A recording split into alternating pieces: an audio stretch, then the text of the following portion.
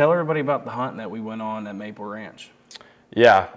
Well, just to start off, I haven't been duck hunting until probably last year when I first moved to Mississippi and kind of got introduced to some of my offensive linemen, and it just really hooked me. I couldn't wait for this season to come around, and got this opportunity to come out to Maple Ranch with you and the Illick family, which was an incredible opportunity.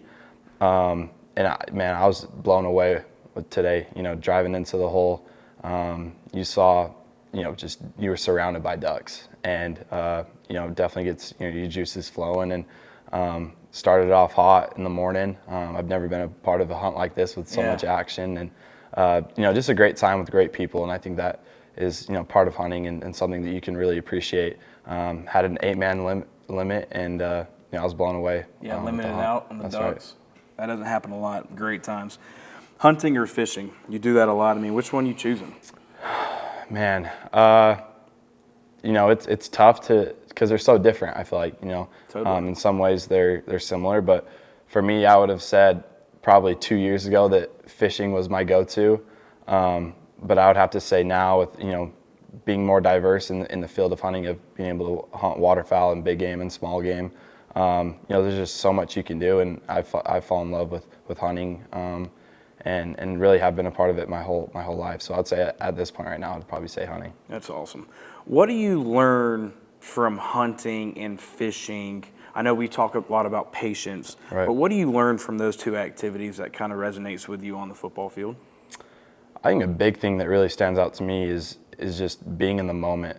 I think nowadays it's so easy to get caught up in the outside world, and there's just so many things you can get involved into, and football really keeps you where your feet are.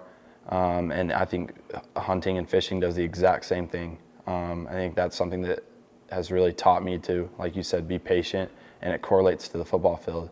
As a quarterback, things aren't going to come just like this, every single play and whatnot. So and that's how it is hunting. You got to be patient. You never know what to expect, and you got to be ready to make the play when the play's there. But there's so many life lessons that you can learn, and I've grown a lot from both of them. You've been doing it your whole life. That's right. I've got such a great team back home, my research team, and read some things about fishing keeping you up past your curfew. Yeah. When you used to do some fishing, so you've been doing it your whole life.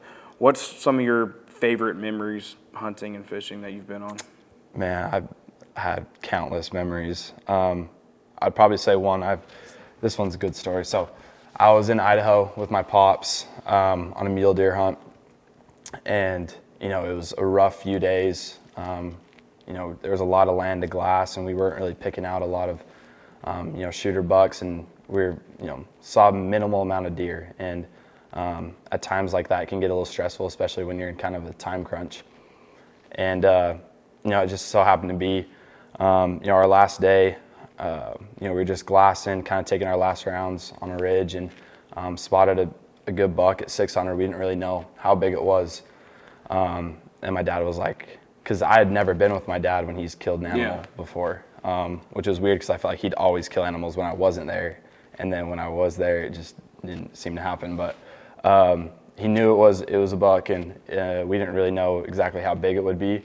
And he had his 300 Ultra Mag, and the sun was glaring right into our eyes, and he couldn't see him through the scope. So I had to shield it with my hat, and I forgot to put my earplugs in. Oh, what was he shooting? 300 Ultra. Oh, wow. And, if anybody knows, that gun is loud. Yeah. Insanely loud. So this was like a 650-yard shot.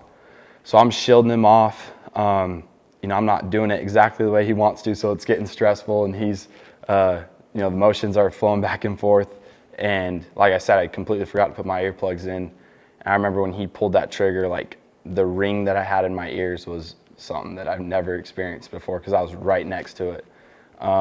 And with the sun, we couldn't tell if he had hit it or not. Yeah. So we had to, make the trek to go see. Sure enough, he dropped it and smacked it right where he was standing.